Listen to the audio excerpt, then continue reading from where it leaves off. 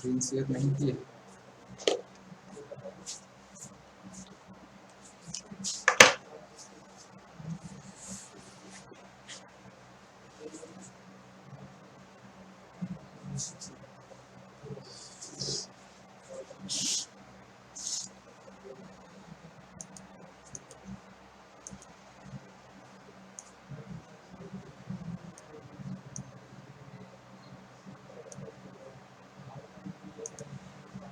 You are now unmuted.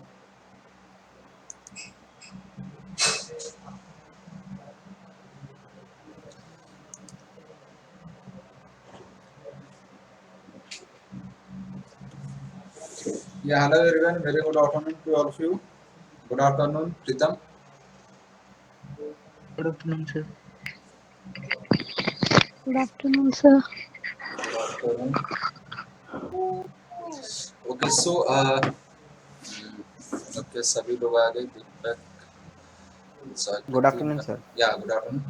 Jagriti, is it your first class or you have attended earlier class of mine? Sir demo class हुई थी. Okay, okay. So हाँ जी. actually today आज हम start करेंगे एक नया topic thermal properties of matter. Right. Okay sir. तो इसके पहले के जो भी टॉपिक्स हैं वो एक बार मैम से कांटेक्ट करके आप ले लेना, क्योंकि काफ़ी चैप्टर्स हम कवर कर चुके हैं. ऑलमोस्ट 3-4 टॉपिक बचा है हमारा 11th सिलेबस से. ठीक है, बिकॉज हम क्रैश कोर्स कर रहे हैं. ठीक है, बाकी कोई एक्स्ट्रा क्लास लगेगी हमारी तो उसमें हम बाकी टॉपिक्स को कवर कर सकते हैं. ठीक है. ओके सर, मैं नोट्स मैम से ले लूँगी. हाँ, आप ले लेना मैम से. हाँ जी. Okay sir. Okay, rest everyone. Deepak, Manoj, Nikita, Pritam, आपको फ्लूइड मैकेनिक्स में कुछ पूछना है? एनीथिंग?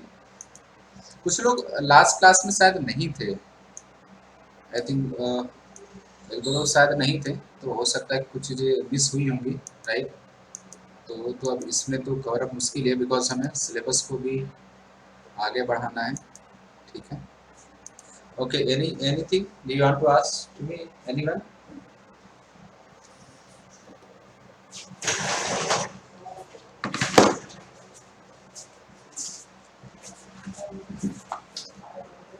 Okay.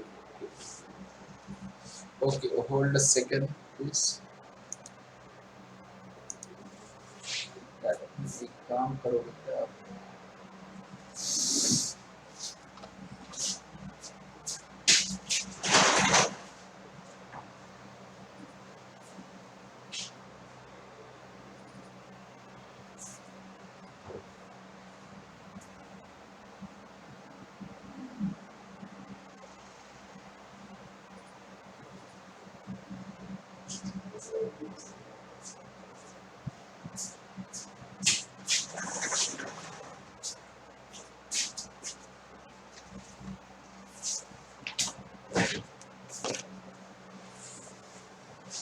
या हेलो एवरीवन. सो एक हम क्विक रिव्यू कर लेते हैं. पहली चीज जो थ्योरी पार्ट इसका है इस चैप्टर का. राइट. डिटेल में तो हम पूरा नहीं जा पाएंगे. राइट. सो पहली चीज आती है इसमें थर्मोमेट्री, या फिर हम उसको बोल सकते हैं basically measurement of temperature. Right, on different scale. ठीक है, डिफरेंट स्केल्स पे टेम्परेचर को मेजर करना. राइट. सो कुछ जो स्टैंडर्ड स्केल्स हैं वो तो आपको पता है, like Celsius scale, kelvin scale और फ़ारेनहाइट स्केल. बट एक दो बार कई बार एग्जाम में पूछा जा चुका है कि एक डिफरेंट रैंडम कोई स्केल बना लिया, तो उस रैंडम स्केल पे किसी रैंडम टेम्परेचर का रिलेशन उसमें पूछ लिया गया. राइट. तो उसको कैसे हम रिलेट करेंगे, कैसे फाइंड करेंगे? तो फर्स्ट चीज हम स्टार्ट करते हैं, जो ले लिया मैंने, उसको क्या हम बोलते हैं? थर्मोमेट्री, या ये भी हम बोल सकते हैं मेजरमेंट ऑफ टेम्परेचर. राइट, ये चीज भी आप लिख सकते हो, मेजरमेंट ऑफ टेम्परेचर. राइट. तो उसका तरीका क्या होता है लिखने का? मैं एक जनरल लिख रहा हूँ, देन आई विल रिलेट, उसको मैं रिलेट करूंगा बाकी सारी जो भी स्केल्स हैं, टेम्परेचर स्केल्स हैं. Right. Any temperature T minus lower temperature इसको बोलते हैं, या लोअर मेजरिंग स्केल ही बोलते हैं, या फिर इसको बोला जाता है freezing point. Right. T F अगर मैं लिख रहा हूँ, that means what? The temperature eight which water freezes. Right. Divided by TB means what? Boiling temperature of water, minus TF means what? Freezing temperature of water. ये general representation होता है किसी भी स्केल को लिखने का, ठीक है। ये मैंने जनरल स्केल लिखा and this value is constant. इसकी जो वैल्यू होती है ये क्या होती है, कांस्टेंट होती है, ठीक है। सो इसको हम इक्वेट कर सकते हैं। अगर मैं सेल्सियस स्केल्स की बात करूं तो at any temperature C Celsius will be sorry minus freezing point of water कितना होता है 0 degree Celsius, so I can write here 0। And boiling point of water कितना होता है 100 degree Celsius minus freezing point of water that is 0 degree Celsius. तो ये हमारा क्या बन गया, this is our Celsius scale, right. And इसको कांस्टेंट लिख के हम कंपेयर करके बाकी वैल्यूज निकाल सकते हैं। रिलेशन भी हम निकाल सकते हैं, ठीक है। कई बार अगर आपको फ़ारेनहाइट, केल्विन और सेल्सियस का रिलेशन अगर नहीं आता तो ये अगर मेथड याद रहेगा तो आप आराम से एक सिंपल सा डेरिवेशन कर, डेरिवेशन का एक स्टेप ज़्यादा पड़ेगा, उसको लिख के आप कोई भी टेम्परेचर की वैल्यू निकाल सकते हैं। अब अगर मुझे फ़ारेनहाइट का केल्विन का रिलेशन लिखना है तो एट एनी टेम्परेचर के kelvin minus freezing point of water that is 273.15 होता है, मैं केवल 273 लिख रहा हूँ, divided by boiling point in kelvin ये कितना होता है 373 माइनस 273, ठीक है। अब अगर फ़ारेनहाइट स्केल में लिखना, ये कौन सा स्केल हमारा हो गया, this is our Kelvin scale, right. ये हमारा केल्विन स्केल हो गया। अगर फ़ारेनहाइट स्केल में लिखना हो तो any temperature in Fahrenheit minus freezing point in Fahrenheit ये कितना होता है 32 होता है, divided by boiling point of water in Fahrenheit वो 212 होता है माइनस फ्रीजिंग पॉइंट 32 होता है। तो अगर आप केवल डिग्री सेल्सियस, केल्विन और फ़ारेनहाइट में रिलेशन निकालना चाहते हो तो केवल इस 3 रिलेशन का यूज़ करके कर सकते हो।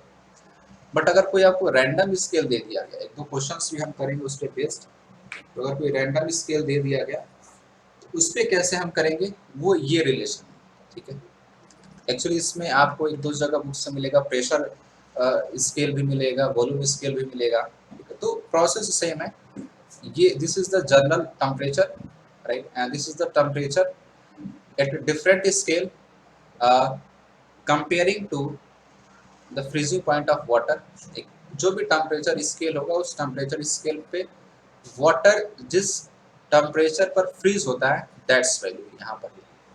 And TB means what, temperature in that scale at which water boils in that scale. जो भी स्केल है, जैसे कि सेल्सियस में लेंगे तो फ्रीजिंग टेम्परेचर क्या है 0 डिग्री सेल्सियस है, बॉइलिंग टेम्परेचर क्या है 100 डिग्री सेल्सियस है। अगर हम केल्विन में लेंगे तो फ्रीजिंग टेम्परेचर क्या 273 केल्विन है और बॉइलिंग टेम्परेचर क्या 373 केल्विन है। इन सिमिलर वे फ़ारेनहाइट में क्या 32 फ़ारेनहाइट है। एक्चुअली हमारे यहाँ इंडिया में मोस्टली सेल्सियस और केल्विन यूज़ होता है, मोस्टली सेल्सियस ही यूज़ होता है जनरली। जब जो रिप्रेजेंटेशन आपको देखने को मिलता है या फिर हमें पूछा आज का टेम्परेचर कितना, हम कितना बता दें 27 डिग्री सेल्सियस या 30 डिग्री सेल्सियस, इस तरीके से हम रिप्रेजेंट करते हैं। बट कई सारे कंट्रीज है, यूरोपियन कंट्रीज है जहाँ पे फ़ारेनहाइट स्केल यूज़ होता है, ठीक है। तो एक और इस तरीके से फ़ारेनहाइट में क्या 32 is the 32 Fahrenheit is the temperature eight which water freezes and 212 is the जिस पे वाटर क्या होता है बॉयल होना स्टार्ट हो जाता है, ठीक है। तो अब यहाँ से अगर आप relation between Celsius and kelvin निकालोगे तो आपको पता ही होगा, ये सिंपली क्या हो जाता है C equal to K minus 273। Means temperature in degree Celsius equal to temperature in Kelvin minus 273, ये सिंपल रिलेशन हो जाता है। उसी तरीके से अगर आप सेल्सियस और फ़ारेनहाइट में रिलेशन निकालोगे तो क्या आपको मिल जाएगा, दिस इज C/100 एंड ये क्या आ जाएगा F-32 डिवाइड बाई 180। तो ये सिंपल रिलेशन है। बाकी इसको मॉडिफाई करके जो भी कट, ये 0 से कट जाएगा, फिर उसके बाद एक सिंपल सा रिलेशन उसमें आ जाएगा, ठीक है। इसको अगर आप मॉडिफाई करो तो क्या आ जाएगा 0 will get cancel out. So basically क्या आ जाएगा, ये आ जाएगा आपका 5/9 इंटू F-32 ये सेल्सियस और फ़ारेनहाइट का रिलेशन आ गया, ठीक है।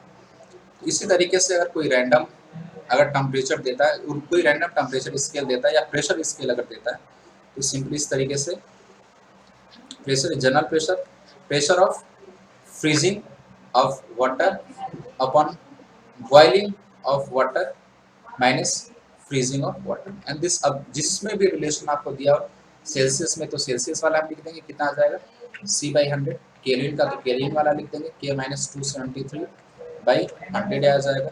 फ़ारेनहाइट वाला दिया रहेगा तो फ़ारेनहाइट वाला लिख देंगे F-32/180, ठीक है। तो ये टेम्परेचर मेजरमेंट के डिफरेंट स्केल्स हैं basically, right. Fahrenheit scale, Celsius scale, kelvin scale, और फिर कोई अगर रैंडम जनरल स्केल दे दिया तो उसके स्केल्स पे मेजर करने का। समझ में आ गया सबको ये? Yes sir. ओके फाइन, ठीक है। किसी को कुछ यस पूछ? सर। ओके गुड गुड, ठीक है ठीक है ठीक है, फाइन। किसी को कुछ पूछना है इस पार्ट में? अभी तक जो भी हमने डिस्कस किया थर्मोमेट्री या फिर basically measurement of temperature, right. Okay चलो बढ़िया, गुड गुड, ठीक है। अब थोड़ा सा हम थ्योरी पार्ट पहले रिवाइज करें, फिर उसके बाद हम क्वेश्चन स्टार्ट करेंगे, तो क्वेश्चन ही हम कवर करेंगे, ठीक है। उसके बाद एक चीज हम देख लेते हैं, thermal expansion, right. Thermal expansion simple है, ठीक है। Thermal expansion means what? Practically क्या चीजें ऑब्जर्व करी गई कि लेट अस सपोज कोई भी ऑब्जेक्ट है, object means any kind of object. अब इसको बेसिकली हमने 3 पार्ट में डिवाइड कर लिया है। तो ऑब्जेक्ट विच है ओनली वन डायमेंशनल ऑब्जेक्ट जिसका केवल लेंथ होगा, 2 डायमेंशनल ऑब्जेक्ट जिसका केवल एरिया होगा, एंड 3 डायमेंशनल ऑब्जेक्ट जिसका क्या होगा, वॉल्यूम होगा, या इसको सॉलिड ऑब्जेक्ट बेसिकली बोलते हैं, ठीक है। तो प्रैक्टिकली क्या चीज ऑब्जर्व करेंगे कि जब टेम्परेचर चेंज होता है, और चेंज स्मॉल चेंज नहीं, लाइक 20 डिग्री 30 डिग्री 40 डिग्री, तो उस ऑब्जेक्ट के साइज में कुछ डिफॉर्मेशन आया, कुछ चेंजेस आए। अगर टेम्परेचर बढ़ रहा है तो साइज जो है स्लाइटली इंक्रीज हो जा रही है, टेम्परेचर घट रहा है तो साइज स्लाइटली डिक्रीज हो जा रही है, ठीक है। तो उसी को हम क्या बोलते हैं, थर्मल एक्सपेंशन में, राइट। तो अगर थर्मल एक्सपेंशन में लीनियर एक्सपेंशन की बात करें, ठीक है, अगर इसका लेंथ L है, राइट, हमने टेम्परेचर अगर डेल्टा T इंक्रीज किया, ठीक है, और इंक्रीमेंट इन लेंथ अगर डेल्टा L हुआ, सो रिलेशन क्या आता है, फाइनल लेंथ मींस अगर इनिशियल टेम्परेचर T है और आफ्टर इंक्रीमेंट टेम्परेचर क्या होगा, T final, so length of this rod after temperature TF, ये क्या हो जाता है, L is equal to L not, मैं बोल देता L not is what, initial length into 1 plus alpha delta T। Delta T की बेसिकली क्या है, delta T is equal to T final minus T least, ये सिंपल सा relation आता है। अल्फा क्या है, इसको बोला जाता है कोफिशिएंट ऑफ लीनियर एक्सपेंशन, ठीक है। आई को पता होगा शायद आप लोगों को, coefficient of linear expansion, right. ये उस मटेरियल की प्रॉपर्टी है बेसिकली, राइट। और इसकी जो वैल्यू होती है बहुत ही छोटी होती है, means around 10 to the power -3 to -4 के रेंज में जो अल्फा है, कोफिशिएंट ऑफ लीनियर एक्सपेंशन, उसकी वैल्यू होती है, ठीक है। इन सिमिलर वे अगर कोई ऑब्जेक्ट है, उसका एरिया है, मतलब ठीक है, there is some length and there is some breadth, right. इसका इनिशियल एरिया या फिर ए नॉट क्या हो गया, सिंपली L इंटू बी हो गया, ठीक है। तो इसके लिए क्या डिफाइन किया जाता है, इसके लिए सिग्मा डिफाइन किया जाता है, ठीक है, सिग्मा इस तरीके से, राइट। एक्चुअली सिग्मा बीटा भी कई जगह आपको रिप्रेजेंटेशन मिलेगा, सिग्मा या फिर बीटा इस तरीके से। बेसिकली इसको क्या बोला जाता है, कोफिशिएंट ऑफ वो एरियल एक्सपेंशन, अगर नाम देखो कोफिशिएंट, सॉरी ये क्या आ गया, कोफिशिएंट ऑफ एरियल एक्सपेंशन, ये चीजें बोली जाती है इसको।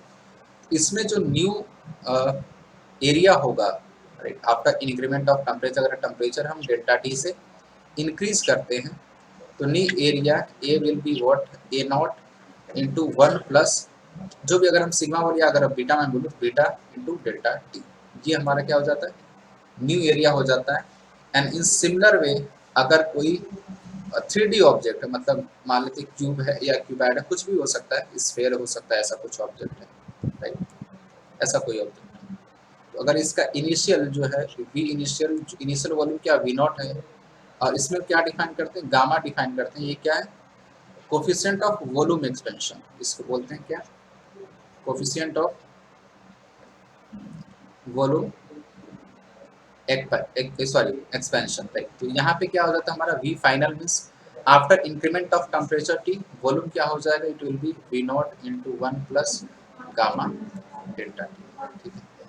तो ये बेसिकली थर्मल एक्सपेंशन में 3 चीजें, और भी 1-2 चीजें आती इसी पे डिपेंडेंट है, इसी की डेंसिटी में वेरिएशन कैसे होगा, ठीक है, इसी पे डिपेंडेंट है, राइट। अगर हम टेम्परेचर बढ़ाते हैं या घटाते हैं तो मास जो होगा ऑब्जेक्ट का वो चेंज नहीं होगा, वो तो कांस्टेंट रहेगा।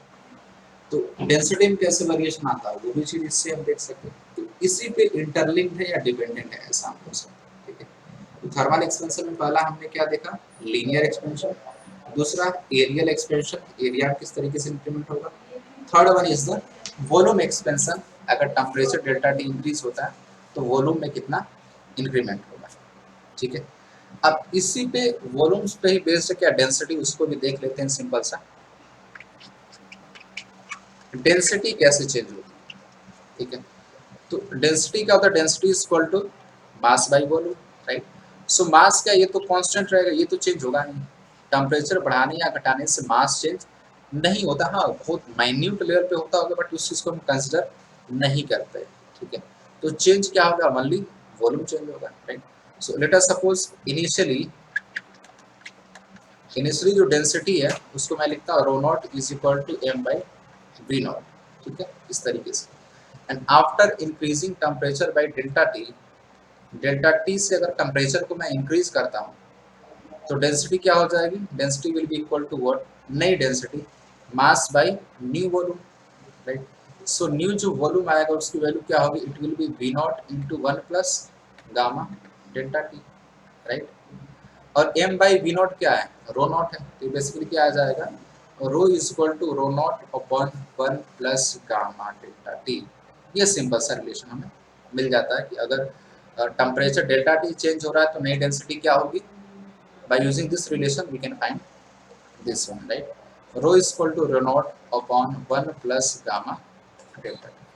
अब इसमें एक चीज और होती, कई जगह यूज किया जाता है अप्रोक्सीमेशन वैल्यू, ठीक है। अप्रोक्सीमेशन क्या होता है कि अगर मैं इसको ऊपर लेके जाऊँ, मतलब इसको मैं इस तरीके से भी लिख सकता हूँ, rho not into 1 plus gamma delta t power minus में, ठीक है, इस तरीके से मैं इसको लिख सकता हूँ, राइट।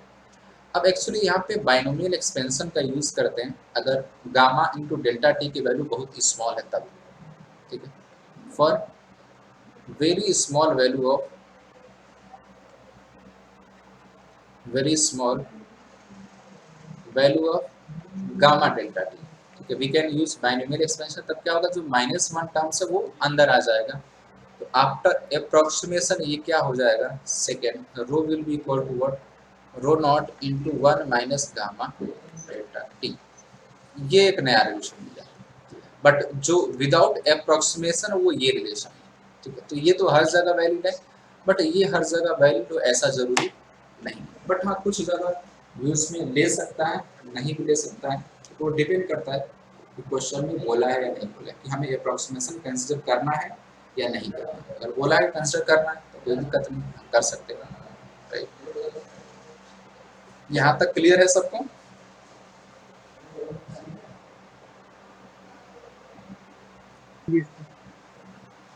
ओके मनोज समझ यस में? सर। ओके ओके फाइन, ठीक है। मनोज जागृति समझ में आ रहा है आप लोगों को?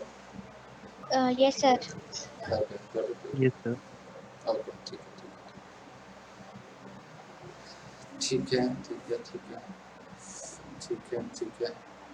और इसमें कुछ कुछ एक्चुअली इसमें छोटी छोटी चीज़ें बहुत सारी हैं, राइट। मतलब अगर हम थ्योरी पार्ट को डिटेल में देखने जाएं तो इट विल टेक कम से कम 3-4 लेक्चर तो थ्योरी पार्ट में लग जाएगा, ठीक है। बट हमें उसके साथ साथ चीज़ों को भी प्रैक्टिस करते चलना है और विद इन टाइम हमें चीज़ों को ख़त्म करना है, ठीक है। तो थर्मल एक्सपेंशन में ओवरऑल चीज़ें इस तरीके से हो गई। एंड इसके बाद एक चीज़ हम देख लेते हैं, हीट या फिर स्पेसिफिक हीट, ठीक है। हीट में हम देखते हैं सबसे पहले स्पेसिफिक हीट या specific heat capacity. Specific heat capacity, so कोई बोल सकता है what is specific heat capacity, किसी को अगर पता हो तो?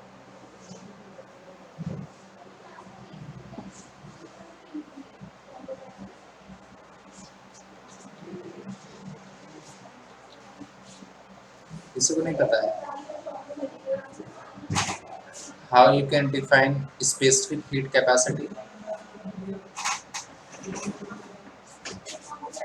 चलो कोई बात नहीं। एक्चुअली स्पेसिफिक हीट कैपेसिटी को कैसे हम डिफाइन करते हैं amount of heat required to raise the temperature of 1 gram of substance by 1 degree Celsius or 1 Kelvin. Definition अगर आप लिखना चाहो तो लिख सकते हो, the amount of heat required to raise the temperature of 1 gram of substance by 1 degree Celsius और 1 Kelvin, क्योंकि हम यहाँ पे चेंज की बात करते हैं तो या फिर 1 डिग्री सेल्सियस बोले या 1 केल्विन बोले तो बात सेम हो, क्यों हम चेंज की बात कर रहे हैं, राइट। तो ये स्पेसिफिक हीट का डेफिनेशन है, generally we represented it by as small S या कहीं कहीं आपको स्मॉल सी से भी इसको रिप्रेजेंटेशन मिलेगा। इसका फॉर्मूला क्या होता है, this is equal to delta Q या फिर डी क्यू, अगर स्मॉल की बात करें तो D Q upon M D T, ठीक है। एस या सी दोनों रिप्रेजेंटेशन यूज किए जाते हैं स्पेसिफिक हीट कैपेसिटी की, एस भी यूज किया जाता है, सी भी यूज किया जाता है। तो ये क्या हो जाएगा, सिंपली डी क्यू या फिर इसको इस तरीके से लिख सकते हैं, specific heat capacity equal to what, delta Q upon M delta T, इसको इस तरीके से भी लिखा जा सकता है। तो डेल्टा क्यू को हम क्या लिख सकते हैं, delta Q equal to M S delta T, ठीक है।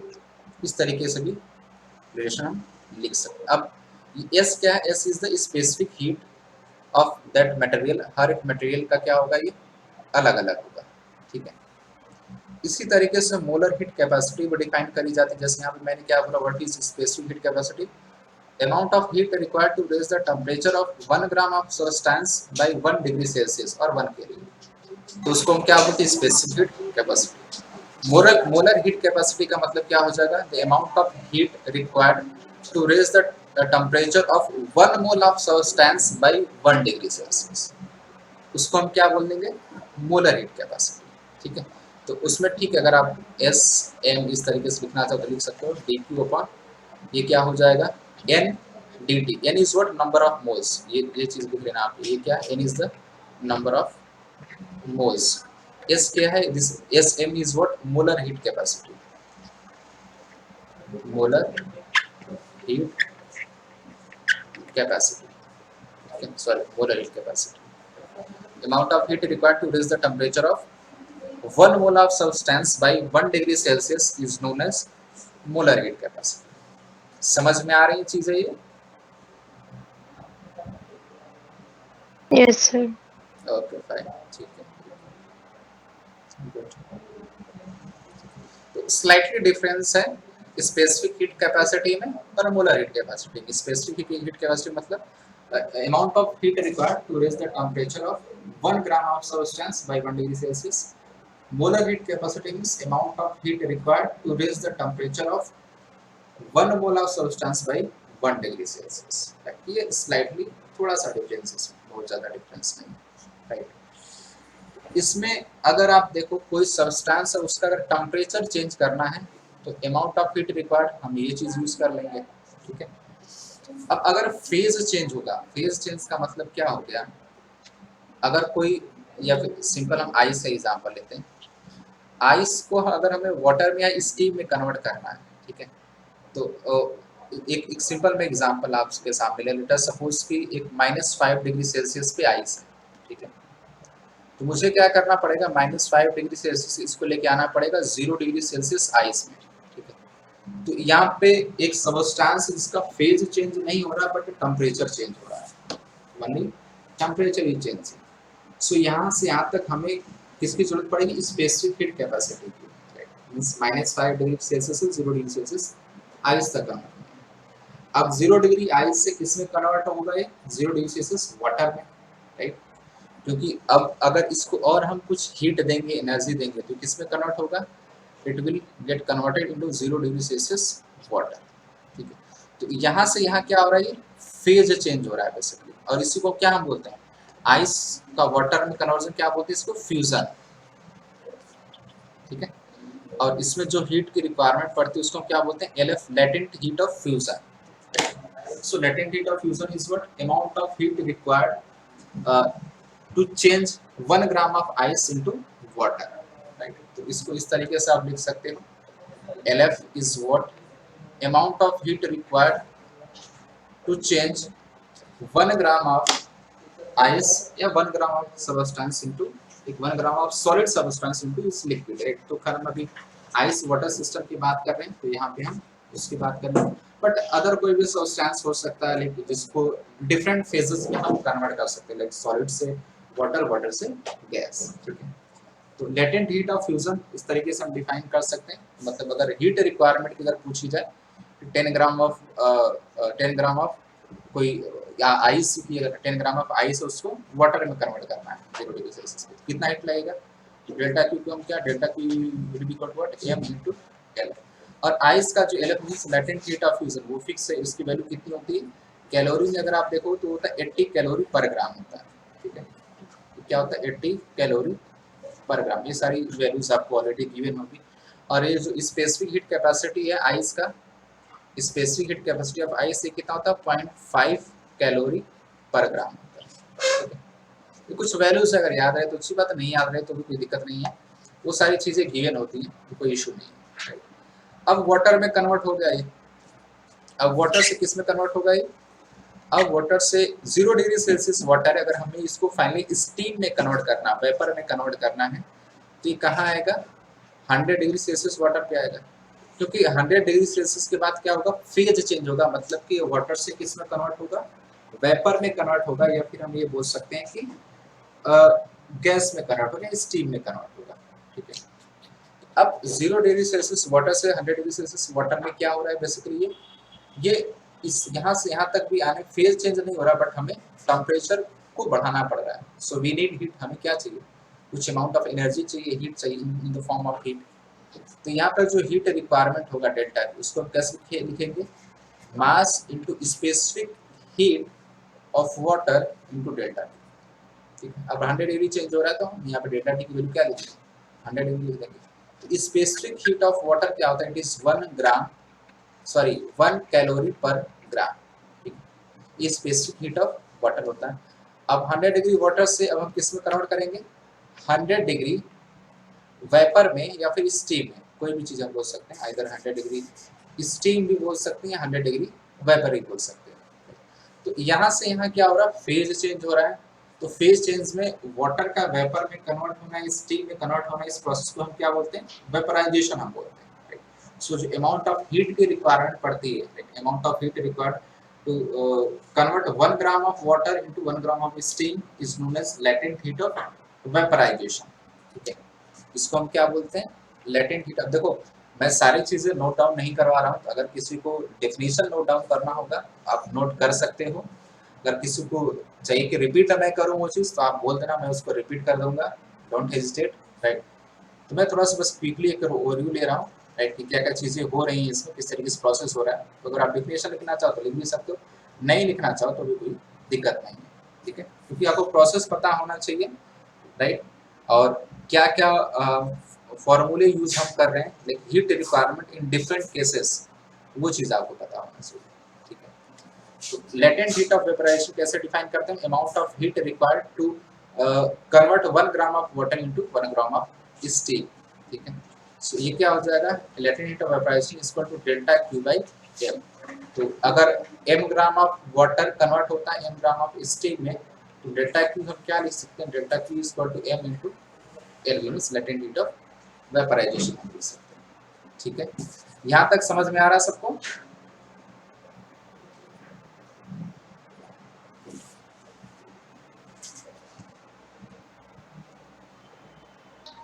Yes, sir. अगर किसी को डेफिनेशन नोट डाउन करना होगा तो बोल देना, मैं नोट डाउन प्रोडक्शन में बोल भी देना। अगर आपको रिपीट करना होगा बता देना, मैं उसको रिपीट करता हूँ।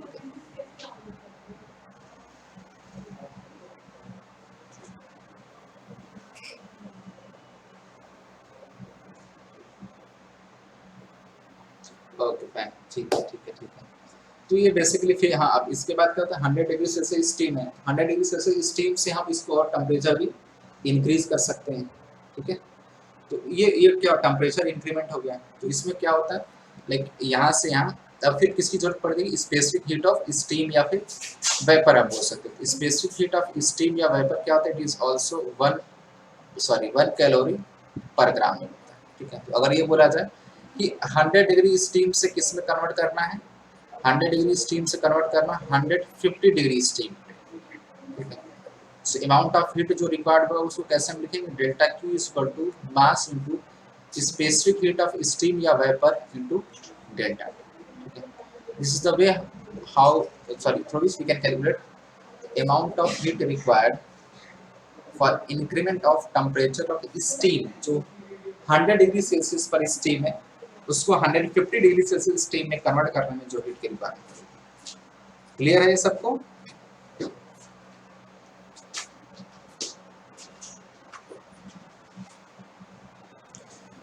Yes, sir. ओके फाइन, ठीक है ठीक है ठीक है ठीक है। एक बार आप जो भी अभी हमने डिस्कस किया एक बार सभी लोग देख लो, बिकॉज अब हम थोड़ी सी क्वेश्चंस के फॉर्मेट में समझेंगे ना तो थोड़ा सा आपको इजीली रिलेट कर पाओगे कि कैसे हमें सॉल्व करना है, सॉल्विंग अप्रोच क्या होना चाहिए किसी क्वेश्चन का। एक बार क्विकली देख लो जो भी अभी तक हमने डिस्कस किया लास्ट 30 मिनट्स में, तो फिर हम क्वेश्चंस के थ्रू उसको प्रैक्टिस करेंगे अच्छी तरीके से।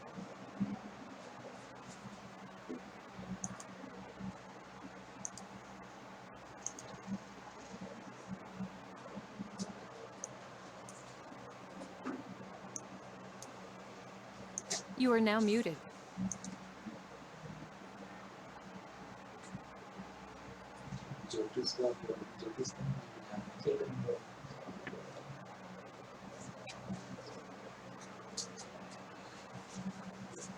You are now unmuted.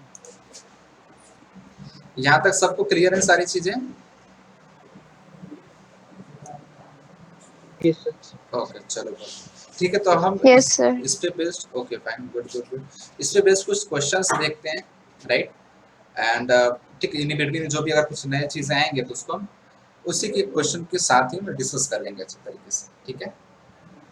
ये कुछ सिंपल सा क्वेश्चन है आपके सामने, राइट। आई थिंक ये आप बिना सॉल्व किए ही बता सकते हो, बस क्वेश्चन पढ़ के। They don't need to like use your pen, ऐसे जरूरत नहीं पड़ेगी। C. Simple, right. क्योंकि सेल्सियस और केल्विन इसका क्या रिलेशन क्या होता है, Celsius is equal to K minus 273, right. तो अगर मल्टीप्लिकेशन होता है इसमें तो फिर हमें कैलकुलेट करना पड़ता है जो चेंज की बात करते हैं। जैसे अगर आप दूसरे तरीके से समझ सकते हो तो अगर पार्शियल डेरिवेटिव निकाले तो delta C is equal to delta K. Delta C is what, change in degree Celsius scale is equal to change in Kelvin scale. जो चेंज की अगर हम बात करेंगे तो दोनों में इक्वल होता है, बट अगर हम वैल्यू की बात करेंगे तो अलग अलग हो सकता है, ठीक है। बट अगर हम चेंज की बात करें, ये जो मैंने लिखा this means what, change in degree Celsius scale and इसका मतलब कि चेंज इन केल्विन स्केल, दोनों क्या होगा, बराबर होगा। तो क्या बोला कि इंक्रीजेस बाय 27 डिग्री सेल्सियस, मतलब चेंज कितना हो रहा है, 27 डिग्री सेल्सियस हो रहा है, राइट। तो अगर केल्विन स्केल में कितना होगा, तो अगर चेंज डिग्री सेल्सियस स्केल में 27 हो रहा है तो केल्विन स्केल में भी कितना होगा, 27 हो जाएगा। समझ में आया सबको ये?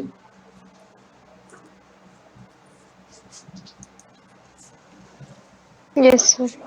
चलो इसी में एक चीज मैं आपको बता देता हूँ। कई बार ऐसे क्वेश्चन पूछे जाते हैं तो हम अब कई बार बच्चे लेते हैं लंबा कैलकुलेशन का।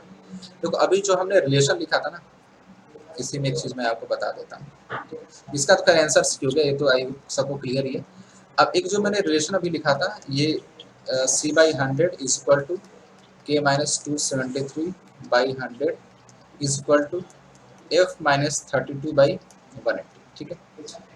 अगर चेंज के बारे में पूछे तो खैर इसका रिलेशन तो हमें पता चल गया, c is equal to K minus 273। और अगर चेंज के बारे में पूछे तो हमने पार्शियली डिफरेंशिएट किया तो वेरिएबल c है और k है, ये क्या है, कांस्टेंट नंबर है। हमें क्या मिल गया, delta c is equal to delta k simple मिल गया, ठीक है।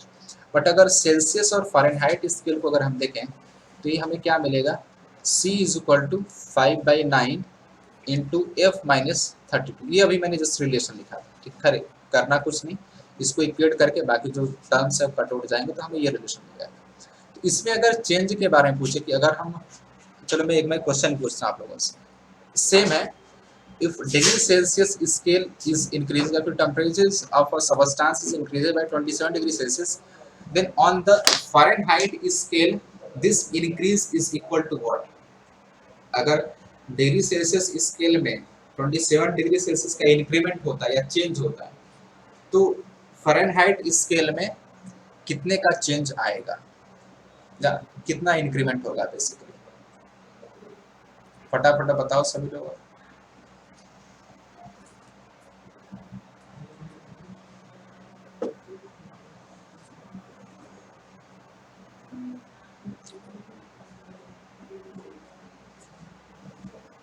ये सेम है, इसमें मैंने बस चेंज कर दिया on the scale of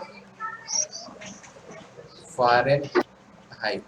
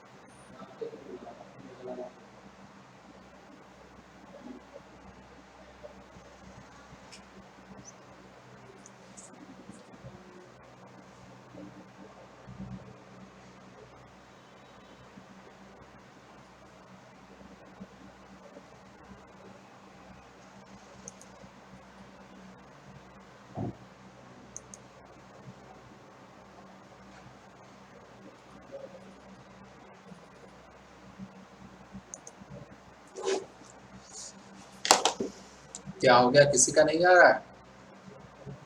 15। Okay okay okay okay okay, नहीं 15 नहीं आएगा, कुछ डिफरेंट वैल्यू आएगी।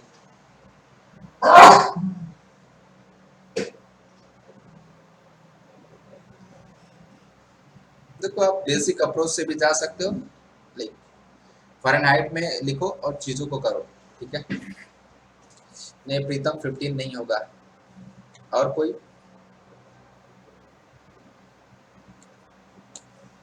8.6 8.6 48.6 अच्छा 48.6 ओके 27/5 हो सकता है।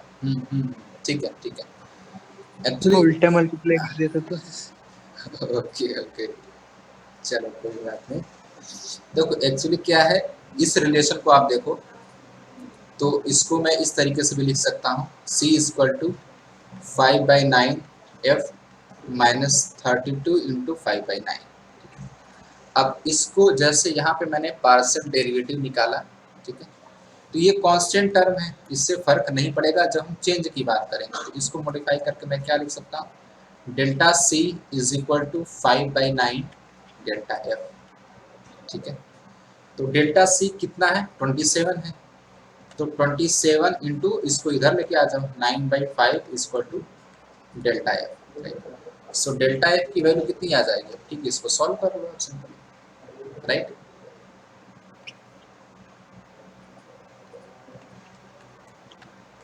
ठीक है, तो बेसिकली आ जाएगा 48.6, राइट, 48.6 फ़ारेनहाइट आ जाएगा, ठीक है। तो अगर हम सेल्सियस स्केल में 27 डिग्री सेल्सियस का चेंज करते हैं तो फ़ारेनहाइट स्केल में कितना चेंज आएगा, 48.6 फ़ारेनहाइट का चेंज आएगा। ये समझ में आ रहा है सबको?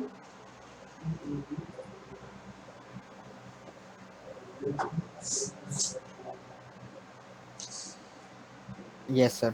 ओके ओके जागृति Yes, मत sir. ओके ओके ठीक है ठीक है चलो। बेसिकली अगर आपको चेंज निकालना तो you can directly use this one, right, ये हम डायरेक्टली यूज करके कर सकते हैं। बट अगर ठीक है, अगर हमें वैल्यू निकालनी है, ठीक है, हमें उस लाइक बेसिक अप्रोच का बेसिकली ये जो रिलेशन है, देखो अगर आपको याद रिलेशन है तो भी अच्छी बात है, मुझे बहुत कन्फ्यूजन होता था ये रिलेशन याद करने में, तो इससे घबराने की जरूरत बिल्कुल नहीं। आप इस रिलेशन को याद करो, ये जो मेन रिलेशन है दिस वन, इसको याद रखो, ठीक है। ये आपको समझ में भी आ जाए कि c/100 = k - 273/100 = f - 32/180। ये रिलेशन याद हो, ठीक है। तो आपको केल्विन से फ़ारेनहाइट में या फिर सेल्सियस से फ़ारेनहाइट में कन्वर्ट करना होगा या वैल्यू निकालनी होगी तो आराम से निकाल सकते हैं, ठीक है। चलो बढ़िया, ठीक है, बिल्कुल। चल अब ये एक सिंपल सा क्वेश्चन है थर्मल एक्सपेंशन पे बेस्ड, ट्राई करो फटाफट। थोड़ा सा लॉजिक नहीं लगाना पड़ेगा, बेसिकली लॉजिक भी है, but if you understand this you can easily solve. अगर आप क्वेश्चन को समझ गए तो आप इजीली सॉल्व कर सकते हो।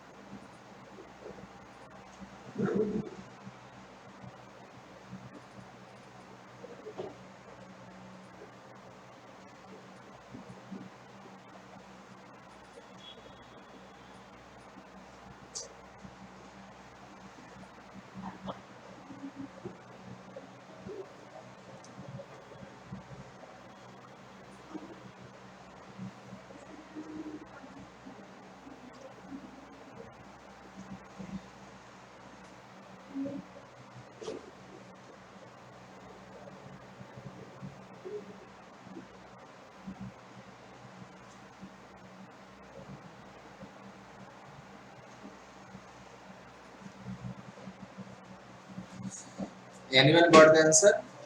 किसी का आंसर आया इसमें?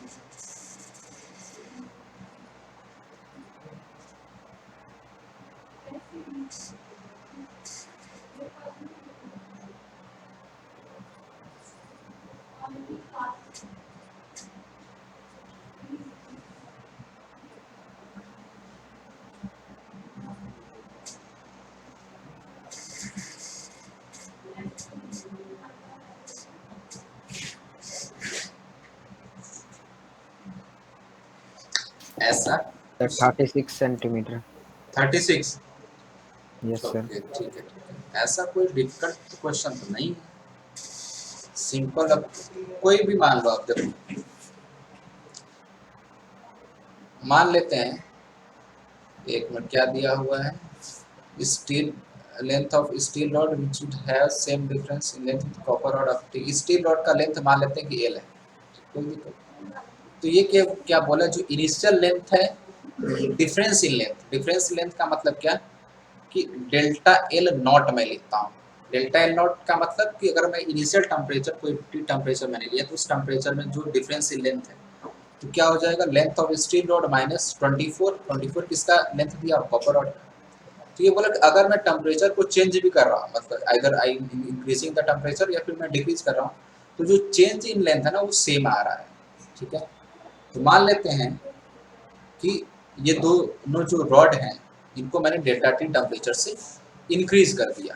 ठीक है, डेल्टा टी टेम्परेचर अगर मैं इंक्रीज करूंगा तो दोनों रॉड की लेंथ क्या होगी, चेंज होगी। फॉर स्टील रॉड के लिए नई जो लेंथ होगी वो क्या हो जाएगी, L1, इसको लिख लेते हैं, L1 is will be equal to what, ये क्या हो जाएगा, L1 is equal to L into 1 plus alpha of steel into delta T. ठीक है, अल्फा क्या है, जो भी हमने पढ़ा था, कोफिशिएंट ऑफ लीनियर एक्सपेंशन, जो ऑलरेडी यहाँ पे वैल्यू दी हुई है। एंड फॉर कॉपर वायर हम क्या लिख सकते हैं, L2 means what, like length of copper wire after increasing temperature delta T. ये क्या हो जाए, इसकी इनिशियल लेंथ 24 है, 24 into 1 plus alpha of copper wire into delta T. ये सिंपल रिलेशन हमारा। अब ये बोला कि अगेन ये जो डिफरेंस की लेंथ है ना ये सेम है, मतलब कि अगर मैं स्टील माइनस कॉपर किया था ना, हाँ अगर मैं यहाँ पे लिखूँ L2 minus sorry L1 minus L2 अगर मैं लिखूँ, ये किसके बराबर होगा, ये जो इनिशियल डिफरेंस इन लेंथ था L माइनस 24 ये उसी के बराबर ही होगा। तो इक्वेट कर दो इसको। अब L1 माइनस L2 की जो वैल्यू यहाँ से लिख दो। ठीक है, L1 की वैल्यू कितनी है, L into 1 plus alpha of steel delta T minus L2 क्या हो जाएगा, सॉरी दिस इज 24, सॉरी ये कितना है, दिस इज 24, ये क्या है 24 into 1 plus alpha of copper delta T and this will be equal to what, L minus 24। ठीक है, अब इसको आप सिंप्लीफाई कर लो। ठीक है, इसको सिंप्लीफाई करोगे तो क्या आपको मिलेगा, देखो L को अंदर लेके चले जाओ तो क्या मिलेगा, L plus L into alpha S delta T minus 24 minus sorry minus 24 into alpha of copper delta T is equal to sorry this will be equal to what, L minus 24। So ये L और 24 ये cancel out हो जाएगा।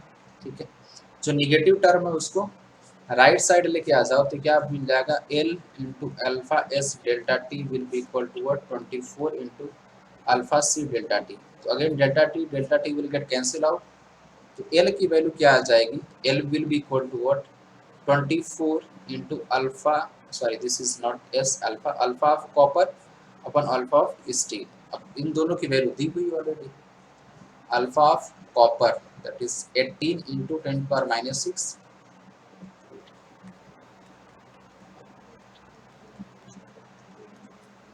sorry this is minus 6 and alpha of steel 12 दिया हुआ है। तो इसको सॉल्व कर लो, ये कितना आ जाएगा 36 सेंटीमीटर आ जाएगा। Yes Deepak you are right, Deepak का सही, बहुत बढ़िया। और किसी का आंसर आया था क्या, ये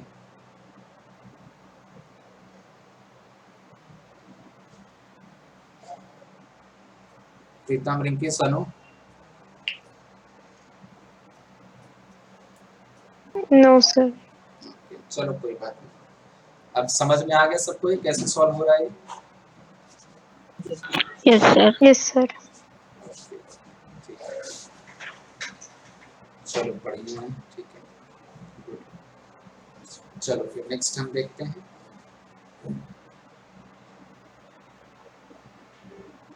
अब इसमें आपके यंग मॉडल्स को कंबाइन करके ये चीज़ें बताई गई हैं, राइट। ट्राई करो फटाफट इसको।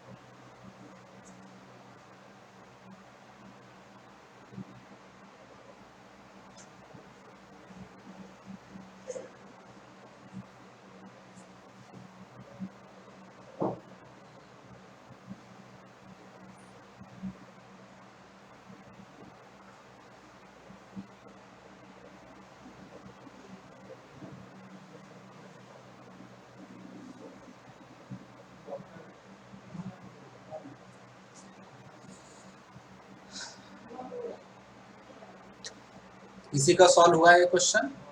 अच्छा थोड़ा सा आपको सोचना पड़ेगा यार, अब डायरेक्टली फॉर्मूला बेस्ड तो क्वेश्चन नहीं आएंगे।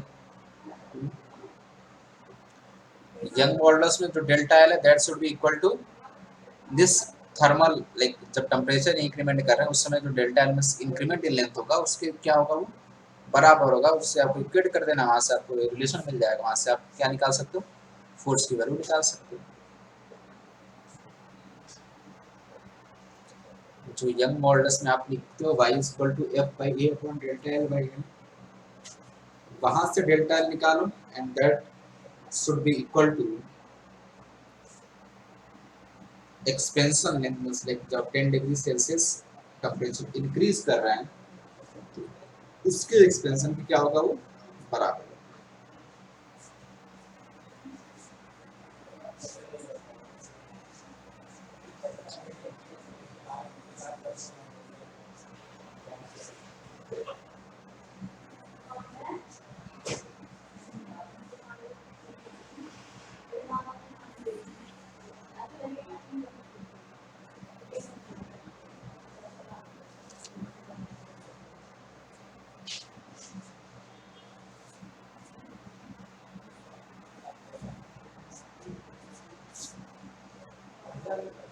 चलो मैं हिंट देता हूँ थोड़ा सा। देखो जब आप यंग मॉडल्स का रिलेशन लिखते हो तो आप क्या लिखते हो, y equal to F by A upon delta L by l. So यहाँ से डेल्टा एल आप निकालो, क्या आ जाएगा, delta l be equal to या what f L upon A y, ठीक है। So equate this with delta l, जिसे एल हमने क्या लिखा था, एल इक्वल टू एक l final equal to l not into 1 plus alpha delta t. So what is delta L, change in length, ठीक है। तो चेंज इन लेंथ यहाँ पे क्या आ जाएगा, L is the final length means after increment of temperature T, L not is the initial so इसको अगर आप एल नॉट को अंदर मल्टीप्लाई, मतलब देखो इस तरीके से इसको लिख सकते हो आप, l minus l not is equal to what, L not alpha delta t आ जाएगा, ठीक है। सो दिस इज व्हाट, यही तो डेल्टा एल है, तो डेल्टा एल क्या हो जाएगा, L not alpha delta T हो जाएगा। सो अगर टेम्परेचर को हम डेल्टा टी से इंक्रीज करते हैं तो चेंज इन लेंथ कितना आता है, L not alpha delta T आता है, ठीक है।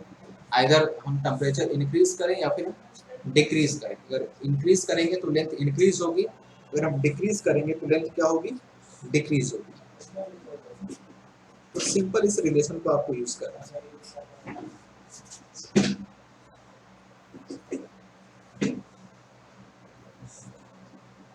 800, ओके फाइन, ठीक है ठीक है ठीक है, सही है।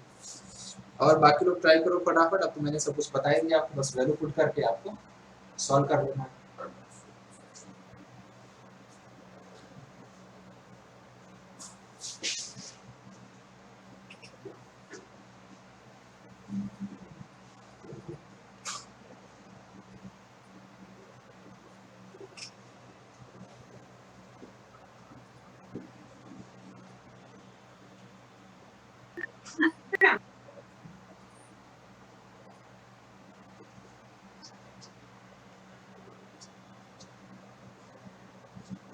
Yes, Harshita, did you get the answer of this question?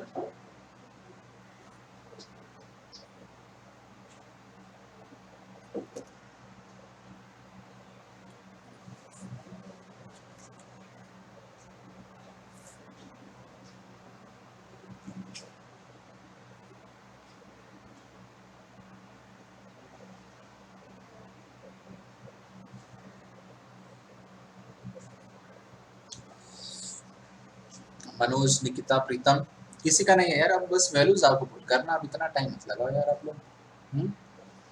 अब डेल्टा एल यहाँ पे, डेल्टा एल यहाँ पे, इसको इक्वेट कर दो सिंपली, यही चीज तो इससे बोला, F L upon A Y is equal to what, L not alpha delta T. L naught ही एल है और कुछ अलग नहीं है, सो ये भी कैंसिल आउट हो गया।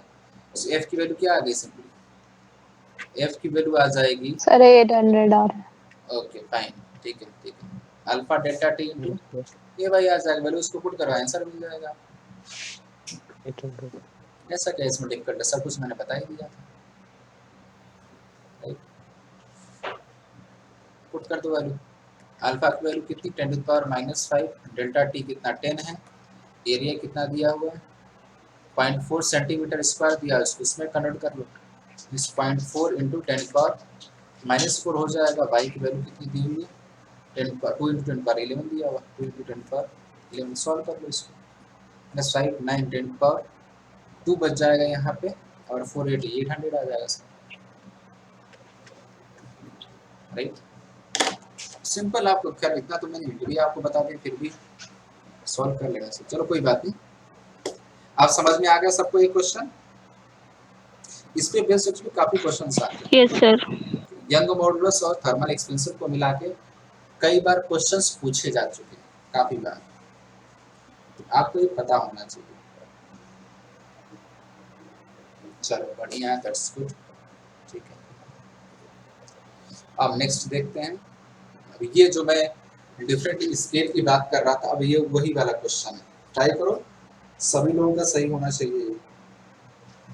ये क्या दिया, water freezes at -160 degree by है, ये एक्चुअली माइनस यहाँ पे इसका रह गया, ठीक है, ये -160 डिग्री बाई है ये, ठीक है, माइनस इसका यहाँ पे रह गया था, ठीक है, तो कंफ्यूज मत होना उससे।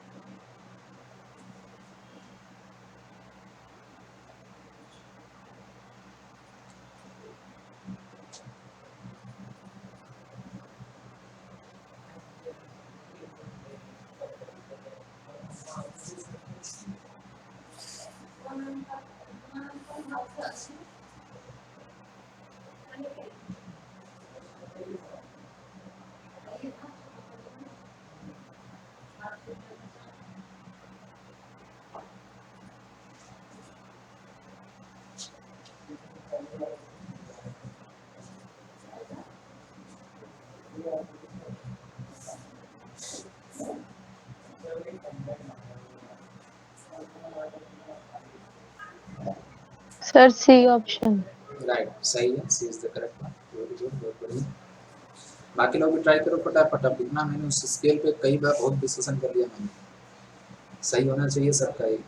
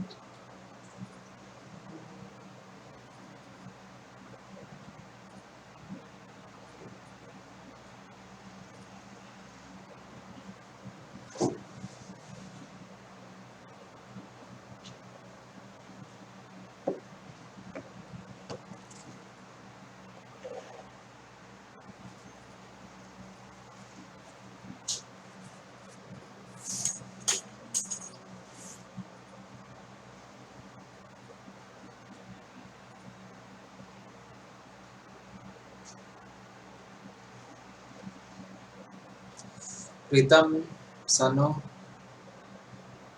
दीपक, हर्षिता, नहीं आया Yes, किसी? sir. ओके ओके Sir, आ गया C option. Okay, good good, चलो बढ़िया। और किसी का आंसर तो समझ में नहीं आ रही थी। नहीं समझ में आया? ओके, ठीक है, ठीक है। इतना मैंने एक्सप्लेन किया टेम्परेचर स्केल। देखो, एनी टेम्परेचर स्केल, जैसे यहाँ पे क्या दिया, टेम्परेचर स्केल वाई दिया है, ठीक है? तो any general temperature y minus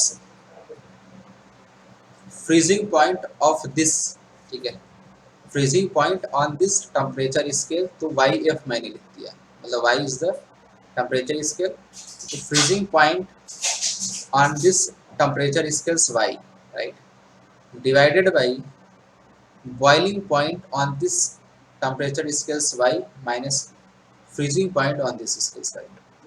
अब ये किससे रिलेट किया? केल्विन से। तो केल्विन का ही तो सिंपली के माइनस 273 डिवाइड बाई 100, राइट, बस ये रिलेशन हो गया। अब वही तो मैंने बोला था, केल्विन के साथ भी रिलेशन दे सकता है, डिग्री सेल्सियस के साथ भी दे सकता है, फ़ारेनहाइट के साथ भी दे सकता है, तो उसकी वैल्यू हमें पता है।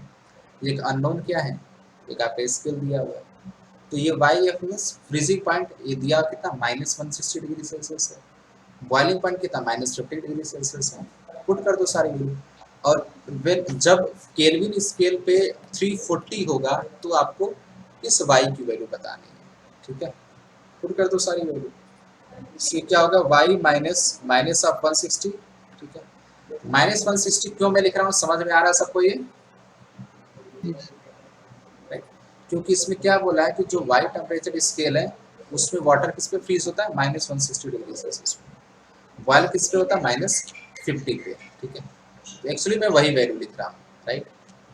तो नीचे क्या हो जाएगा, वाई बी मीन्स बॉइलिंग कितना, -50 है, minus of -160 is equal to what, Kelvin पे कितना है, ये 340 केल्विन है, तब हमें बताना है इसकी वैल्यू।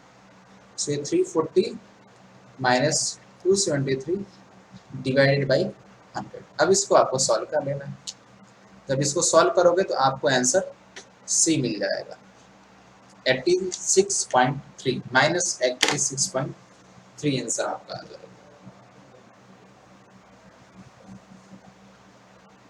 Yes sir. जगती मनोज, समझ में आ गया आप लोगों को? Sir yes sir. थोड़ा कैलकुलेशन है, ये चीज आपको खुद करनी पड़ेगी।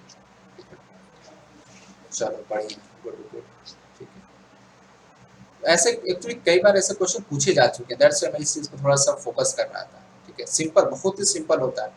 अगर ये रिलेशन आपको पता है तो आप आराम से कर सकते हो। एक लाइन का क्वेश्चन है, अगर इतना मैं लिख रहा हूँ उतना भी आपको लिखने की जरूरत नहीं पड़ेगी। अगर आप थोड़ा सा अगर आपको चीजें पता है और प्रैक्टिस है तो आप सीधे वैल्यू से पुट करोगे, मतलब सीधे आप ये वाली इक्वेशन लिखोगे, ये इक्वेशन लिख के आप क्या करोगे, उसको सॉल्व करोगे। ठीक है, कई बार पूछा जा चुका है similar kind of question, right. चलो ठीक है, ठीक है, ये थोड़ा सा लॉजिकल है, इसको छोड़ो अभी, इसको बाद में करेंगे लास्ट में, इसको ट्राई करो। इस तरह के भी क्वेश्चंस काफी पूछे जाते हैं, फ्रैक्शनल चेंज, एरिया में, लेंथ में, वॉल्यूम में, हर तरीके से पूछा जाता है।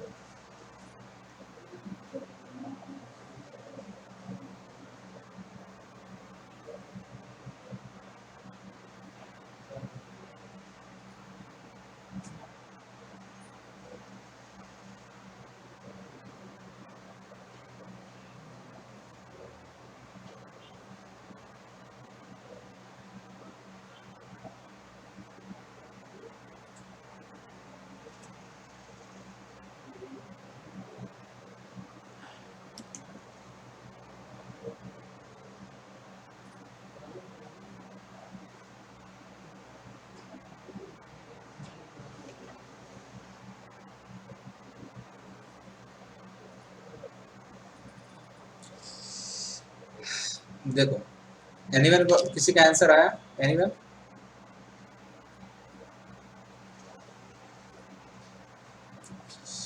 ओके ओके, देखो फ्रैक्शनल चेंज मींस व्हाट, आपको वैल्यू निकालनी है delta D by D naught की। Delta D is what, change in density, and D naught is what, initial density. Basically आपको इसकी वैल्यू निकालनी है, this is the fractional change in the density. Fractional means कितना increment या decrement हुआ, divided by initial. कभी भी अगर फ्रैक्शनल चेंज की बात करें, ठीक है, एक चीज ध्यान रखना, fractional change is always equal to what, change. अब चेंज क्या हो सकता है, इंक्रीमेंट भी हो सकता है, डिक्रीमेंट भी हो सकता है, डिवाइड बाय ओरिजिनल। ओरिजिनल या फिर इसको क्या बोल सकते हो, इनिशियल भी बोल सकते हो, इसको इनिशियल, दोनों चीजें आप बोल सकते हो। तो फ्रैक्शनल चेंज वर्ड जब भी आए, इसका मतलब ये आप समझ लेना, चेंज कितना हुआ divided by original, right.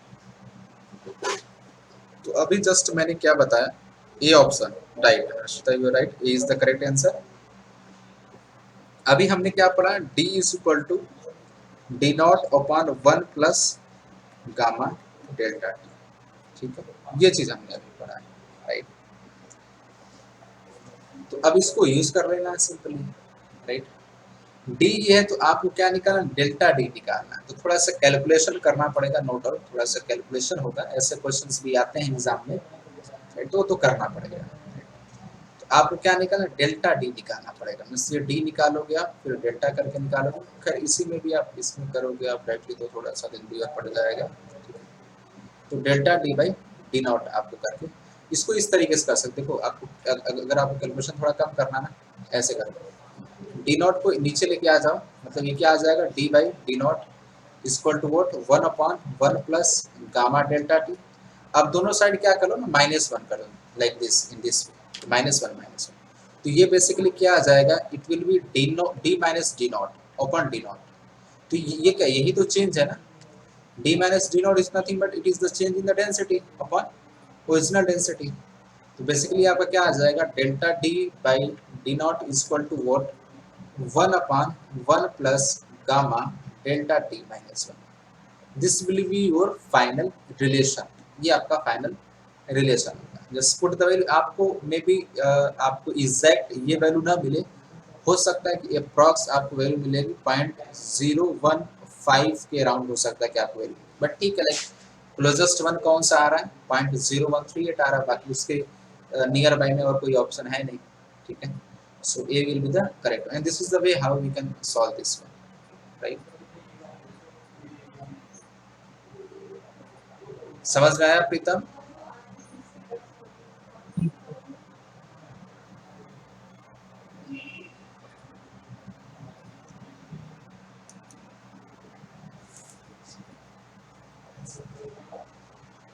Rinki सनु समझ में आ गया आप लोगों को ये?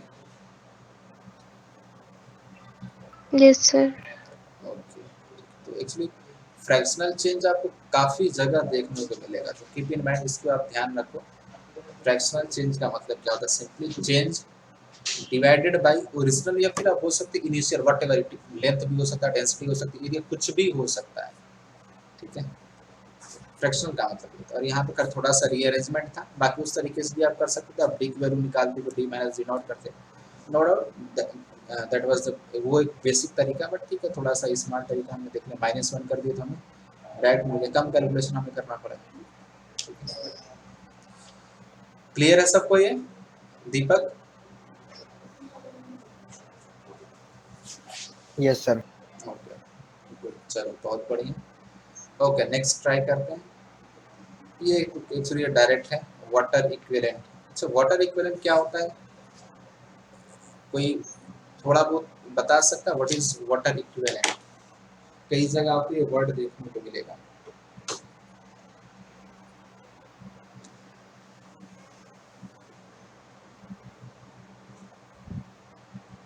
आंसर तो ठीक है, आंसर तो आप लोग डायरेक्टली टिक करके बता दोगे, कोई दिक्कत नहीं।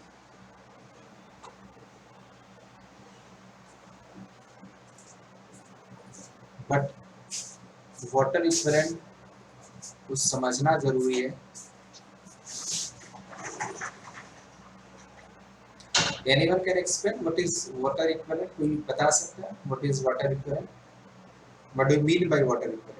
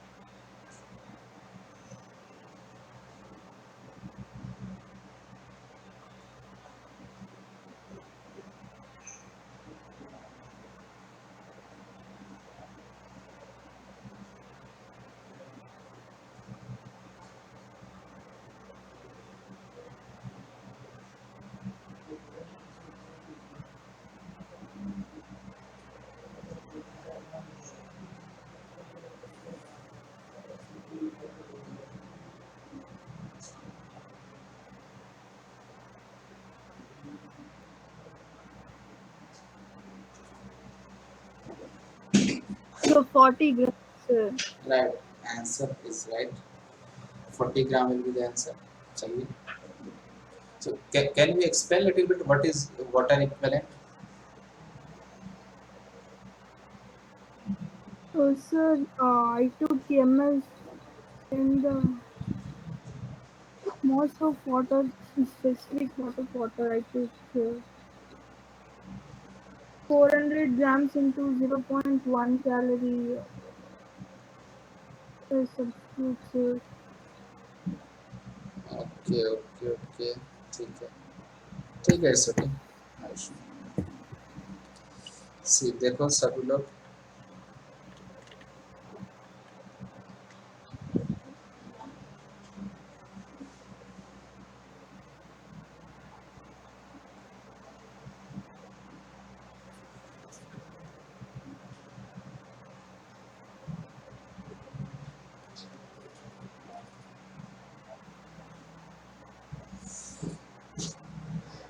वाटर इक्विवेलेंट इसको हम थोड़ा समझ लेते हैं, डेफिनेशन की बजाय इसको समझ लेंगे तो ज़्यादा बेटर रहेगा। डेफिनेशन भी लिख सकते हैं, कोई दिक्कत नहीं है।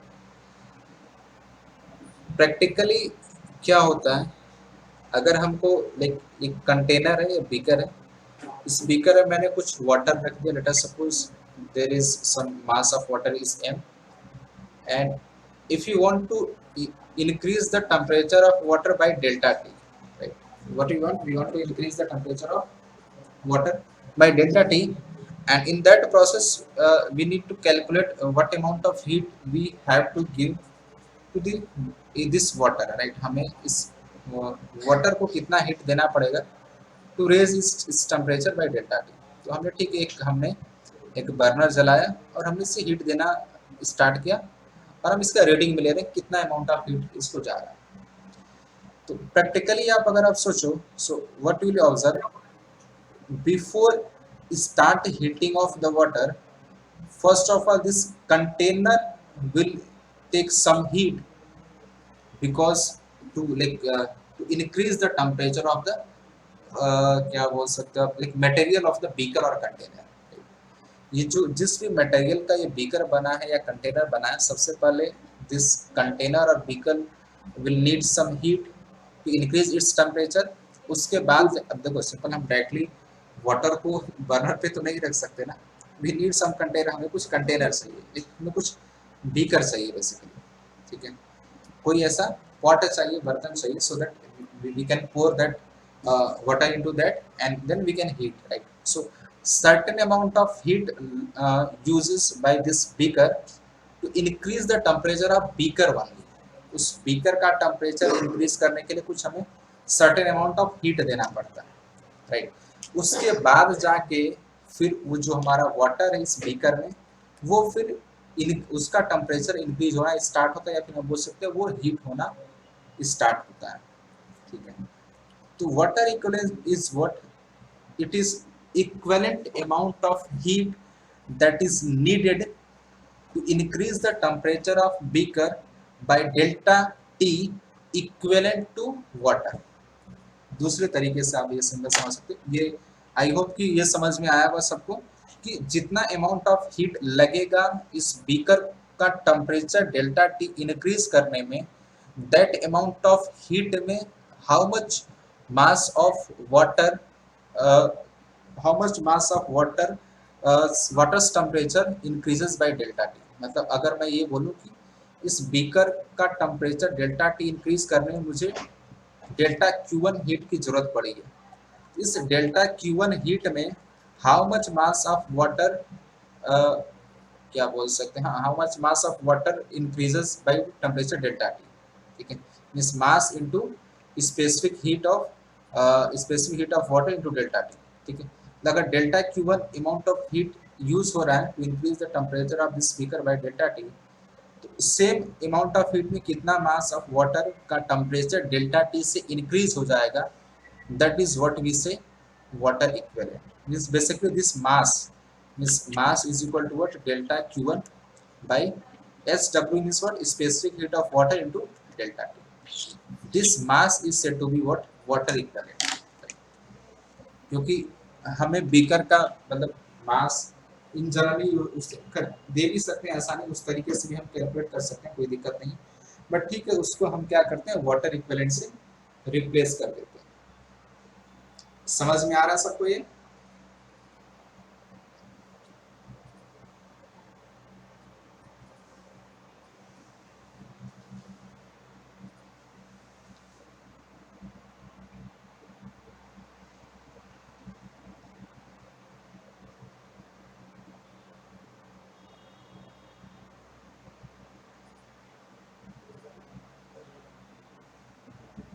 दीपक, जागृति, मनोज,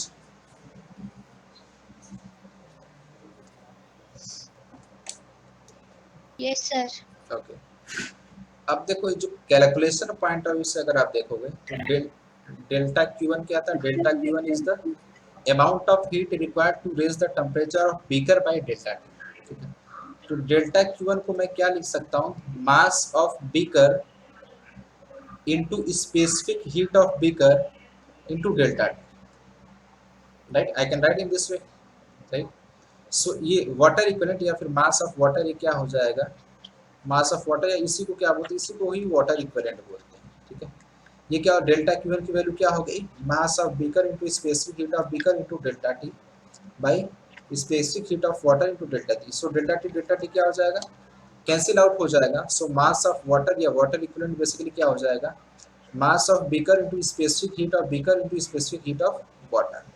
ये सिंपल हमारा रिलेशन हो जाता है, ठीक है। तो स्पेसिफिक हीट ऑफ वाटर क्या होता है, 1 कैलोरी पर ग्राम होता है, ठीक है, in terms of calorie. In terms of calorie के टर्म्स में अगर हम देखेंगे तो क्या आता है, 1 calorie per gram. So mass of water simply क्या हो जाएगा, अगर कैलोरी के टर्म्स में दिया तब ये ध्यान रखना, ठीक है। अब देखो यहाँ पे क्या दिया हुआ है, जो कैलोरीमीटर जो कंटेनर है, यहाँ पे क्या है, कॉपर कैलोरीमीटर है, उसका मास 400 ग्राम है और स्पेसिफिक हीट कितना 0.1 कैलोरी पर ग्राम दिया, तो ठीक है, उसको उसे मीन्स करते मास ऑफ बीकर कितना दिया, 400 ग्राम दिया हुआ है, स्पेसिफिक हीट ऑफ बीकर कितना 0.1 कैलोरी पर ग्राम दिया हुआ है, स्पेसिफिक हीट ऑफ वाटर कितना होता है 1 हो गया, तो ये कितना आ जाएगा, इट विल बी 40 ग्राम। समझ में आया ये,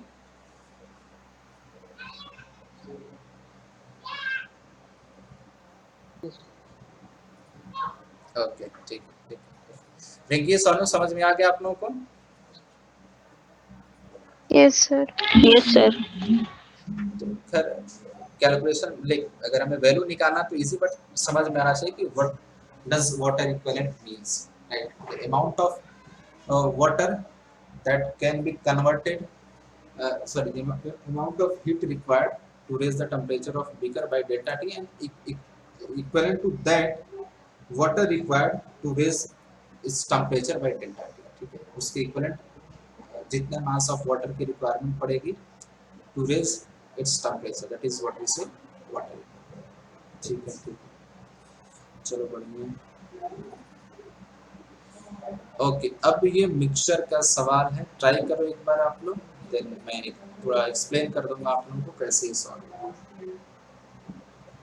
एक स्टेप मैंने लेके बताया भी था, ट्राई करो, अगर इसमें कुछ वैल्यूज जो है वो मैं बता देता हूँ। Ice latent heat of fusion कितना होता है, it is 80 calorie per gram. Specific heat of water is 1 calorie per gram, and latent heat of vaporization is what, 540 calorie per ग्राम। और क्या चीज़ें हो सकती हैं, अगर स्पेसिफिक हीट ऑफ आइस लिखना चाहो तो it is 0.5 calorie per gram, and specific heat of steam और vapour is equal to 1 calorie per gram. ये कुछ वैल्यूज हैं जिसकी यूज पड़ेगी इस तरह के क्वेश्चंस को सॉल्व करने का, वैसे आपको गिवन होगा, राइट। अब इस वैल्यूज को यूज करके आप ट्राई करो उसको।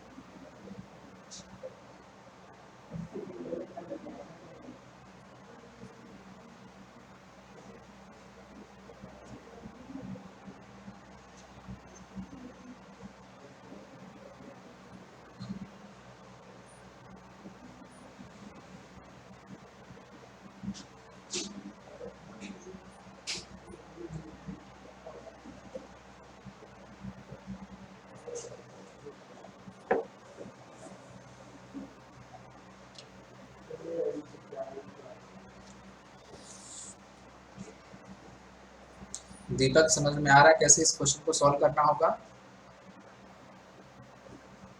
Yes sir. ओके ठीक है, चलो बढ़िया, ट्राई करेंगे। एक्चुअली स्टीम को जब वाटर में कन्वर्ट करेंगे, in that process heat will release, and when we convert ice to water, in that process heat will require, right? So जो हीट रिलीज होगी स्टीम से वाटर कन्वर्ट होने में, वही हीट यूज होगी आइस से वाटर के कन्वर्जन में, एंड आफ्टर दैट टेम्परेचर को इंक्रीज करके।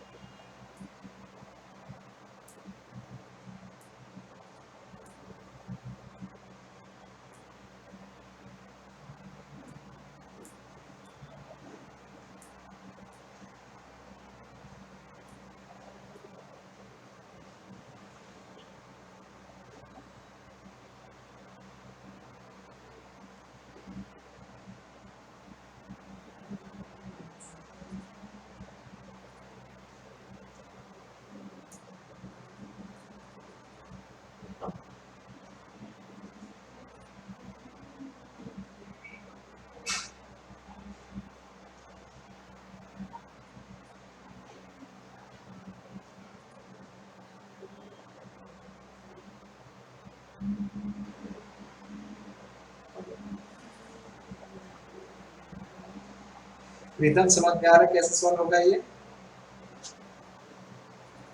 उससे ट्राई कर रहा हूँ, फिर थोड़ा थोड़ा आ रहा है।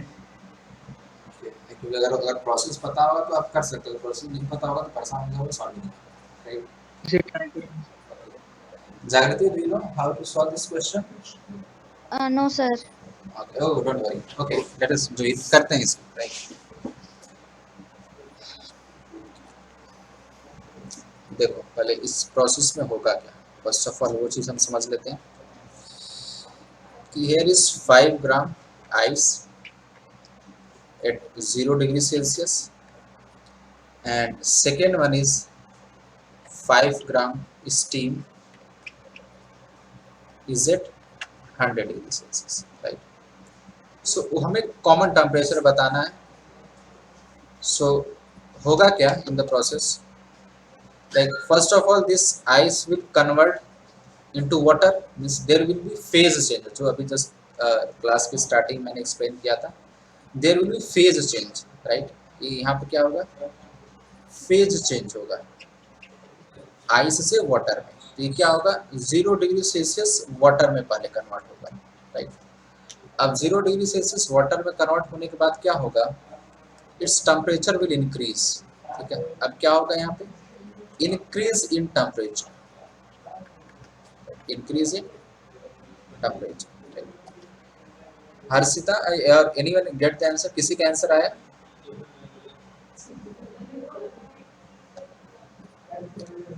ओके कोई बात नहीं, ठीक है। सो इस प्रोसेस में आइस से वाटर में conversion and 0 degree, which one? Sir, that 1800 calories, sir. I'm still solving. Okay okay okay sir fine, 100 degree Celsius. हाँ सही है सही है। अच्छा ये चीज और बताओ, at 100 degree Celsius will like all component will be water or some fraction will be steam also?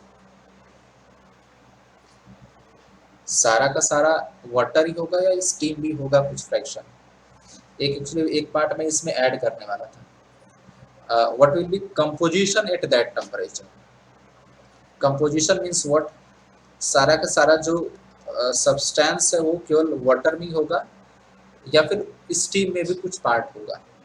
Composition at that temperature, चलो उसको समझ लेंगे, डोंट वरी। सो ये जो प्रोसेस है आइस से 0 डिग्री से आइस से 0 degree water, in this process heat will require, so let अस से it Q1, and phase change हो रहा है तो कैसे होगा, M into LF हो जाएगा। Mass is 5 gram, LF is what 80, सो कितना आ जाएगा 400 कैलोरी, राइट? सो यहाँ से यहाँ आने में we need 400 calorie of energy, right? अब इसके बाद इंक्रीमेंट इन टेम्परेचर होगा, तो एक्चुअली इसमें कोई तरीका नहीं, व्हाट वी हैव, हमें एक स्टेप एजम्पशन लेना पड़ता है। जैसे यहाँ पे क्या होगा, 5 ग्राम स्टीम है 100 डिग्री सेल्सियस पे, ठीक है। तो अब 100 डिग्री सेल्सियस स्टीम से हम किसमें इसको कन्वर्ट कर लेते हैं, हम कन्वर्ट कर लेते हैं 100 डिग्री सेल्सियस वाटर में। So in this process phase change हो रहा है एंड नीचे आ रहा, that means what, energy will release, right. So energy कितना रिलीज होगा, Q dash will be equal to what, simply M into LV, latent heat of vaporization. So 5 into 540, so ये कितना आ जाएगा, इसको कैलकुलेट करोगे तो कितना आ जाएगा, दिस इज 2700 कैलोरी। मीन्स अगर हम 5 ग्राम स्टीम को 100 डिग्री सेल्सियस से 100 डिग्री सेल्सियस वाटर में कन्वर्ट करेंगे, so in that process 2700 calorie of heat will release, वो रिलीज होगा and this heat will utilize in this process, वो इस प्रोसेस में क्या होगा, यूटिलाइज्ड होगा, ठीक है। तो 400 कैलोरी तो यूटिलाइज हो गया। अब रेस्ट क्या होगा, लेट अस सपोज कि हम मान लेते हैं, एक्चुअली इसमें आपको एजम्पशन क्या बेसिकली मानना ही पड़ेगा कि late us suppose common temperature T है, या फिर T ना मान के हम कोई एक स्टैंडर्ड टेम्परेचर लेते हैं, स्टैंडर्ड आइदर 0 डिग्री सेल्सियस या फिर 100 डिग्री सेल्सियस। देन उसके अकॉर्डिंग हमें एक रफ आइडिया लग जाएगा कि जो फाइनल टेम्परेचर होगा will it be less than 100 और मोर देन 100 या फिर एक नियर बाई 0, किसके नियर बाई आएगा हमें आइडिया लग जाएगा, ठीक है।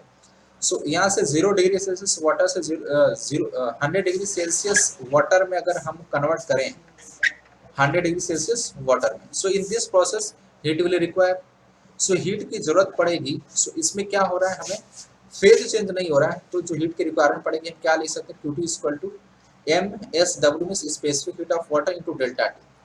0 से 100 डिग्री आ रहा है, mass is 5 gram, specific heat of water is 1, delta T is 100, ये कितना आ गया 500 कैलोरी, ठीक है।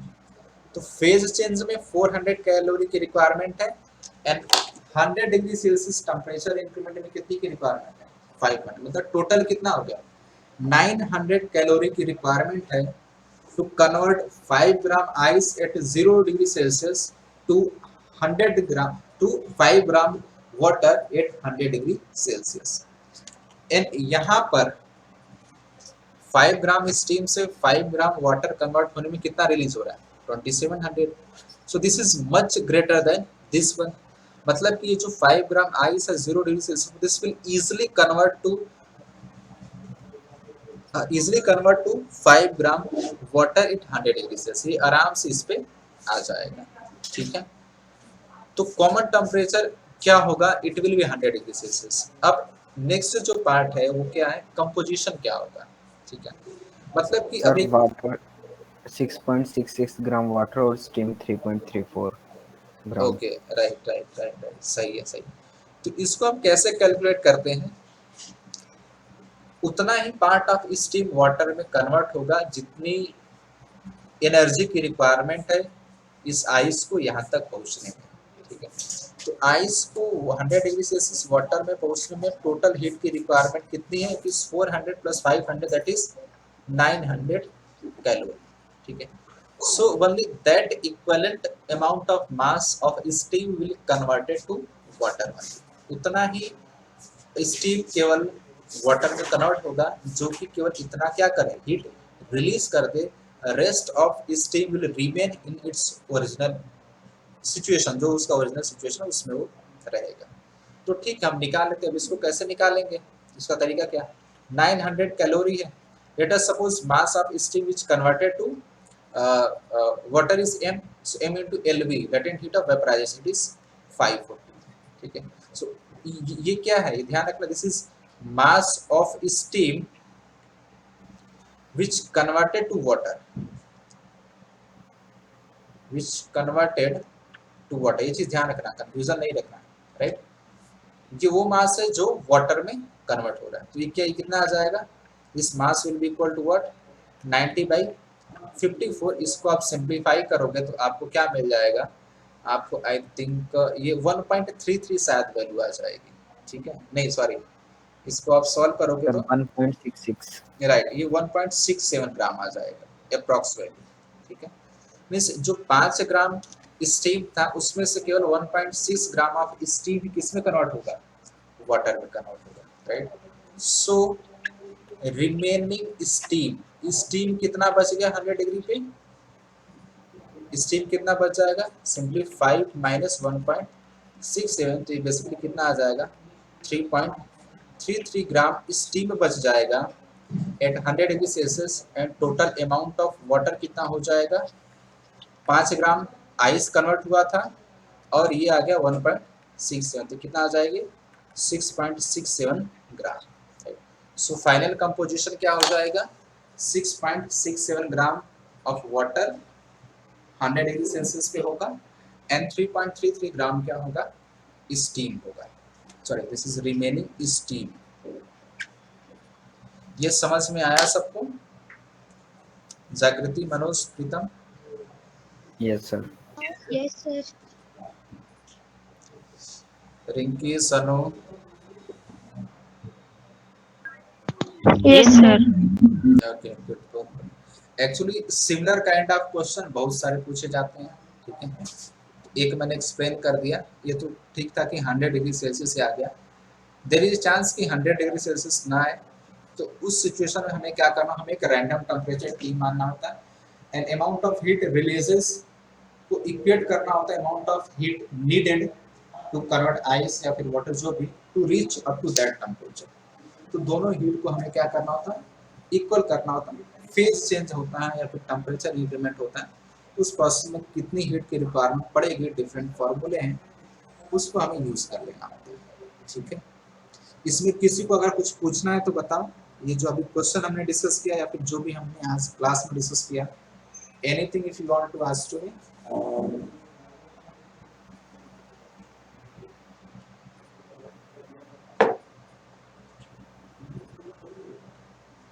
Okay No, sir.